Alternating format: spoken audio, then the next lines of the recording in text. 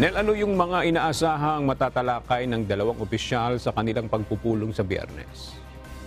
Yes, aga kinumpirma ng Malacanang ang pagdating ni Japanese Prime Minister Fumio Kishida sa Pilipinas para sa official visit mula November 3 hanggang 4. Opisyal na iwe-welcome ni Pangulong Ferdinand Marcos Jr. ang Prime Minister sa darating na Biyernes sa Malacanang. Ang dalawang lider ay magkakaroon ng pagpupulong kung saan tatalakayin ang political, security, economic at development cooperation, maging ang people-to-people ties. Ayon sa Presidential Communications Office, inaasahan mapag-uusapan ng dalawa ang regional at international issues at muling pagpapatibay sa relasyon ng Pilipinas at Japan.